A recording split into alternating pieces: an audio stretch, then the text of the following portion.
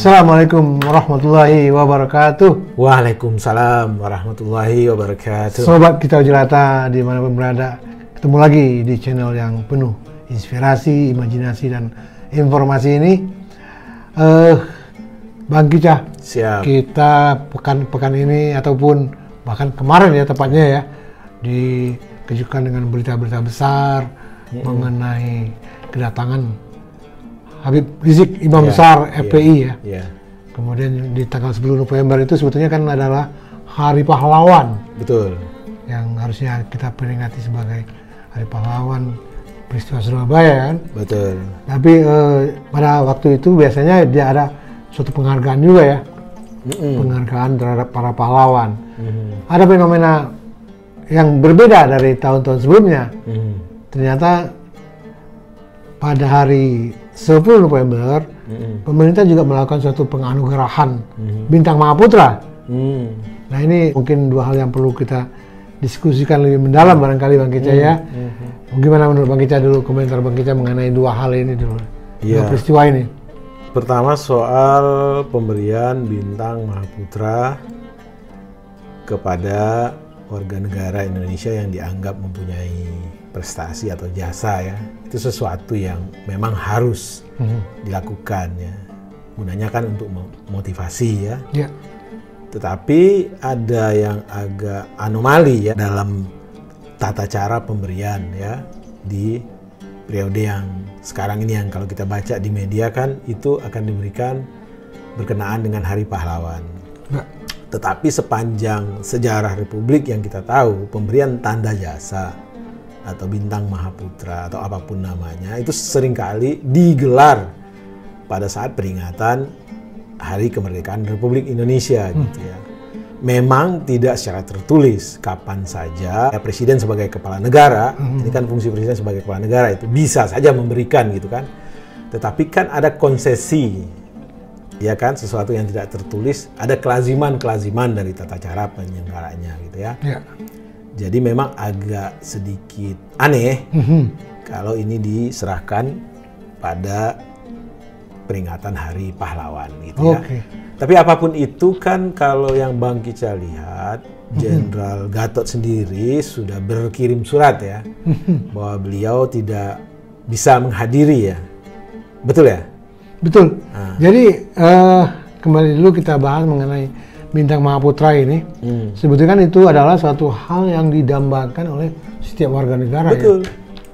Dan termasuklah salah satunya Jenderal Gatot Nurmantio yang mendapat penghargaan yang akan diserahkan pada Hari Pahlawan. Tapi kita mendapat kabar bahwa beliau tidak berkenan hadir atau tidak bisa hadir. Tidak bisa hadir. Dengan menyampaikan suatu surat kepada Presiden. Itu seperti yang disampaikan oleh Sekretariat Presiden ya, yang isinya beliau meminta agar Presiden memperhatikan TNI, personel TNI dan kesejahteraannya barangkali ya. Tapi itu yang kita dapatkan informasi. Ya artinya kalau kita lihat di surat tersebut kan tidak ada penolakan ya. Tidak ada penolakan. Tidak ada penolakan. Nah sekarang apakah ini tetap diberikan atau tidak gitu? Karena ini dua hal yang berbeda ya. Satu kan ranahnya ada di tangan kepala negara, ya tentu ada timnya ya. Tim. Artinya kan sama kayak begini, orang dinilai katakanlah di sekolah ya, bahwa dia juara satu. Ada tim penilai berdasarkan kriteria-kriteria ya kan, nilai tentunya ya kan. Lalu dia tidak bisa datang menjemput rapor. Apakah juara satunya ini tetap atau tidak? Pendapat saya, tetap dong. Yang namanya sudah ditetapkan oleh suatu surat keputusan bahwa seseorang itu diberikan Bintang Mahaputra, datang nggak datang ya, itu memang sudah haknya dia. Tidak bisa lagi dialihkan ke pihak lain. Ya, kecuali, tapi sama kita lihat lah, nggak usah ada kecuali lah ya. Nggak ada kecuali. Kita lihat, tapi peristiwa itu udah katanya 10 November. 10 November ditetapkannya, diumumkannya, dan penyerahannya seremoninya kalau nggak salah tanggal 11 November. Berarti hari ini ya? Hari ini. Nah, kita baca sama-sama, kita lihat lah di media ya. Ya, tapi sudah ada suratnya Pak Gatot kepada presiden tidak Betul. bisa hadir. Ya, itu aja. tapi itu kan peristiwa yang berbeda ya. Peristiwa yang berbeda. Orang nggak bisa jemput rapor, tapi kan bukan berarti posisi dia di rapor sendiri kan nggak berubah. Nggak berubah. Ya kan? Kan satu nih otoritasnya si yang menerima, Ya. dia nggak bisa. Satu lagi kan otoritasnya tim penilai, ya kan? Ya. Tapi gara-gara orang tidak hadir, lalu ini tidak jadi, tidak berhak, itu lucu juga gitu kan? Ya. Nah, kita lihatlah gitu kan? Ya. Jadi kita mungkin lepaskan dulu peristiwanya seperti apa. Tapi yang jelas, yang namanya bintang Mahaputra itu diberikan kepada seorang setelah melakukan suatu penilaian oleh suatu lembaga dan ditetapkanlah orang tersebut mendapatkan itu. Ya, ya. Kemudian ada seremonial penyematannya yang gitu. Penyematannya bisa juga kepada yang bersangkutan, bisa juga kepada ahli warisnya kalau misalnya yang bersangkutan sudah nggak ada. Iya. Tapi fenomena yang ada sekarang, Pak Gatotnya sendiri tidak hadir dan bintang Mahaputra ini tentu saja tetap tercatat atas nama beliau. Ya. Apakah demikian juga kita nggak paham juga. Betul, ya. Karena mungkin untuk mencatatkan bintang Mahaputra itu harus ada suatu berita acara atau apa barangkali. Ya, itu kan Prosesnya aja. proses seremonialnya gitu. Tapi substansinya orang dinilai tentu dengan segala pertimbangan ini berhak gitu. Bahwa dia tidak bisa hadir atau dia bisa hadir itu kan tidak ada korelasinya dengan hasil penilaian. Tidak menurut ada. Bang Kicah. Betul sekali. Inilah yang menarik itu ini loh. Bagaimana Bung Jela melihat fenomena luar biasa ya atas penjemputan Habib Rizik Syihab di Bandara Suta kemarin. Jadi ini peristiwa kedua yang mengejutkan bangsa Indonesia adalah dengan kedatangannya Imam Besar FPI Habib Rizik Syihab dari Saudi Arabia yang telah 3,5 tahun lebih berada di sana. Dan kepulangannya dijemput oleh begitu banyak umat. Beliau memang seorang pemimpin umat. Betul. Pemimpin dari Forum Pembela Islam. Dan penjemputan yang luar biasa ini belum pernah terjadi kan. Belum. Ini Apalagi yang namanya penjemputan terhadap seorang tokoh politik, tokoh agama maupun aktor ataupun kepala negara bahkan. Kepala negara ya, bahkan. Kita sudah Bang Kicah udah hidup di 7 kepala negara ya. Ya. Ya, artinya 7 itu sepanjang yang Bang Kicah lihat tidak ada ya penjemputan seheboh, semasif, sekolosal penjemputan terhadap Habib Rizik. Jadi secara kalau dianggap satu peristiwa ya ini peristiwa yang luar biasa yang Bang Kicah pernah saksikan ya. Orang menjemput seorang tokoh gitu. Tokoh seolah-olah tokoh ini habis dari suatu medan perang ataupun dari mana kan gitu ya. Biasanya kan begitu. Misalnya bintang olahraga kita menang di Olimpiade atau kejuaraan dunia ya. Kan berarti dia harus habis bertarung sehingga disebutlah oleh fanatik-fanatiknya gitu kan. Tapi ini kan Habib Rizik ini, Imam Besar FPI ini hanya pemimpin dari Forum Pembela Islam yang dijemput sedemikian rupa. Fenomena apa nih yang sebetulnya menurut Abang nih? Kalau nomor satu ya kalau kita lihat ya secara personal memang ada yang istimewa dari Habib Rizik ini ya. Sepanjang yang Bang Kicah amati, beliau mungkin satu-satunya orang yang secara lugas menyampaikan amar ma'ruf nahi mungkar. Dan beliau nggak peduli mau tembok setebal apapun ya, kalau ya salah gitu ya. Jadi memang beliau ini sangat sedikit dari banyak orang yang berani secara otentik menyatakan bahwa ini benar, ini tidak benar. Itu satu ya kan. Yang kedua, kalau kita lihat beliau ini kan dakwahnya konsisten ya. Konsisten itu maksudnya bukan tipikal dalam tanda petik pendakwah selebriti, tidak. Beliau tidak. Beliau memang berdakwah itu ya bagaimana dakwah yang seharusnya tablik gitu ya, menyampaikan gitu ya. Dan tidak ada bumbu ini itu segala macam gitu ya. Artinya kalau kita lihat bagaimana antusiasnya orang menjemput, memang ada sesuatu lah yang Allah anugerahi kepada beliau ya. Ya. Ada rasa cinta yang luar biasa dari para pengikutnya ya, dan itu nggak hanya FPI. Nah itu dia. Jela, itu juga begitu banyak lah, dan tidak hanya umat Islam ya, yang Bang Kica lihat banyak juga umat dari agama lain gitu ya. Itu dia fenomenanya, bahwa yang menjemput beliau itu tidak hanya dari Forum Pembela Islam, tapi juga umat Islam yang lainnya, yang dari intelektual, yang punya pendidikan, kemudian juga yang dari pesantren dan dari mana-mana, bahkan ibu-ibu, ya mungkin majelis taklim atau apa, sudah menginap di bandara itu, untuk menjemput kedatangan beliau. Nah ini berarti kan beliau memang tidak hanya sebagai pemimpin umat yang di bawah bendera FPI, tapi juga umat-umat yang lain pun merasa beliau adalah pemimpin.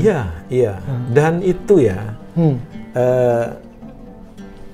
rasa-rasanya selain dari rasa cinta, ya kan, yang mendalam, tidak ada lagi yang bisa menggerakkan orang sebanyak itu, gitu ya.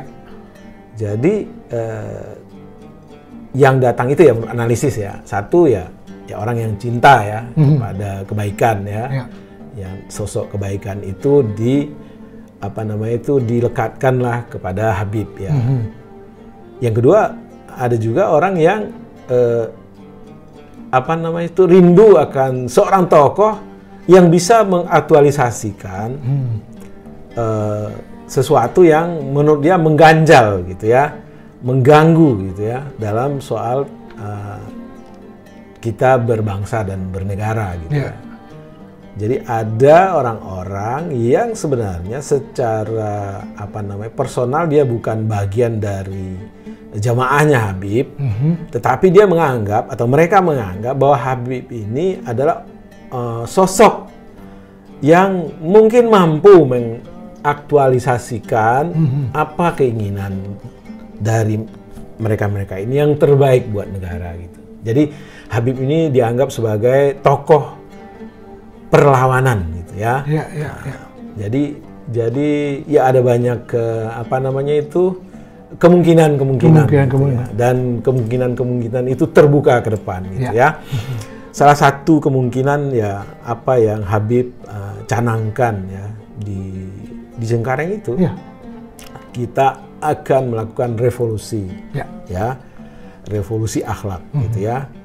Dan kenapa beliau tidak pilih mental, revolusi mental atau revolusi apa lainnya gitu? Karena memang akhlak itu adalah bagian dari tugasnya Rasulullah yang diberikan oleh Allah Subhanahu wa Ta'ala gitu kan. Sesungguhnya aku diutus ke dunia ini untuk memperbaiki akhlak manusia, gitulah kira-kira ya kan. Nah, kita bisa bayangkan ya kalau revolusi akhlak ini bergulir di tengah carut-marutnya karakter, carut-marutnya keadaan ya, yang semuanya memang penyebab utamanya rusaknya akhlak gitu kan. Tentu kalau revolusi ini bergulir dengan baik akan memberikan kontribusi positif lah bagi perubahan negara dan bangsa. Gimana menurut Bung? Ya, jadi sebagaimana pernah disampaikan oleh wakil beliau juga waktu demo Omnibus Law, Pak Sobri Lubis itu menyatakan bahwa Habib akan datang dan akan melakukan suatu revolusi. Tentu revolusinya bukan revolusi kemerdekaan, kan? Tapi bukan fisik, tapi adalah revolusi akhlak. Karena memang beliau mungkin berpandangan bahwa akhlak dari ataupun moral dari bangsa kita perlu di revolusi. Beliau juga nggak mau pakai kata moral, beliau pakai akhlak. Akhlak itu adalah perilakunya Nabi yang baik. Jadi kita akan melakukan revolusi akhlak.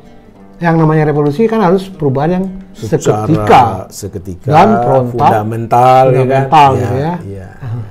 Dan itu ada di internal masing-masing warga negara kan. negara. Artinya akhlak itu harus dimulai dari diri kita sendiri gitu ya, keluarga, ya kan, orang terdekat, masyarakat gitu. Ya kita berharap lah mudah-mudahan tema revolusi akhlak ini akan menggelinding terus.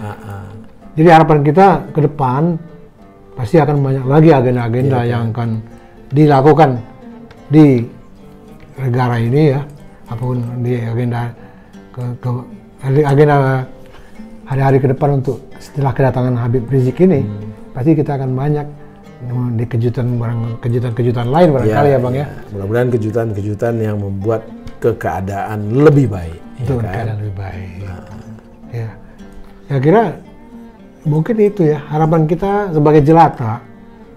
Kita mengharapkan sekali supaya Habib ini bisa menjadi pemersatu bangsa ya. Betul. Terutama pemersatu umat lah dulu ya. Umat Islam.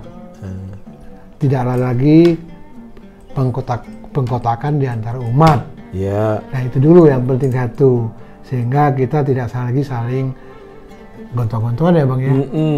Yang ada adalah kedamaian untuk kemajuan bangsa dan negara. Iya, dan ada ini yang ya menurut Bang Kicah ini udah terlalu kebangetan gitu ya. Pernah dengar nama Denny Siregar? Ya, tokoh bergerakan juga itu. Bukan. Beliau tuh buzzer rupiah kalau. Buzzer rupiah. Jadi gini, Denny ini kan sebenarnya ada dalam satu peristiwa yang dilaporkan oleh pesantren ya, oleh masyarakat di Garut apa di mana ya, soal salah satu cuitan dia mengenai ada gambar anak-anak dan intinya bisa dikonotasikan anak-anak ini calon teroris karena anak-anak ini pakai gamis ya. Dan itu sampai sekarang nggak jelas. Nah ini terkait kepulangan Habib atau terkait dengan banyaknya orang ke bandara, beliau mengatakan bahwa di balik kedatangan orang itu ada uang gitu. Nah orang-orang seperti ini ya yang bicara tidak berdasarkan fakta, tetapi dibiarkan oleh negara, itu rasa-rasanya inilah yang akan membuat kita akan selalu ribut gitu ya. Jadi tolonglah jika ada orang-orang yang bicara bukan berdasarkan data fakta, maka sebenarnya negara harus hadir ya untuk mencari tahu apakah ini bagian dari fitnah atau itu bagian dari satu kebenaran gitu. Jangan dipancing-pancing lah umat ini untuk hal-hal yang sifatnya tidak mutu ya dan bisa cenderung membangkitkan emosi. Saya pikir gitu ya. Jadi kita jelata ini sudah capek lah ya untuk selalu ribut, selalu gaduh. Kapan lagi kita akan membangun bangsa ini? Kan? Itu dia. Dan mudah-mudahan dengan kepulangan Habib ini bisa membawa kesejukan, ya, kebersamaan antara pemerintah dengan ulama, dengan umaro ya, sehingga kita bisa bergerak, bisa bekerja lebih aman, lebih tenang untuk kebersatuan bangsa. Iya, betul. Kemajuan bangsa. Gimana Bang? Cukup saya kira. Cukup. Saya kira itu mungkin bincang-bincang kita yang ringan dan yang lucu saja. Mari kita songsong revolusi akhlak ini. Terutama kita mulai dari diri kita masing-masing, kemudian keluarga kita dan lingkungan kita, supaya anugerah dan rahmat Allah Subhanahu wa taala selalu tercurah kepada bumi Indonesia, bangsa Indonesia ini. Sehingga kita benar-benar bisa menjadi rahmatan lil alamin. Baldatun thayyibatun wa rabbun ghafur. Alhamdulillah. Terima kasih. Wassalamualaikum warahmatullahi wabarakatuh. Waalaikumsalam warahmatullahi wabarakatuh.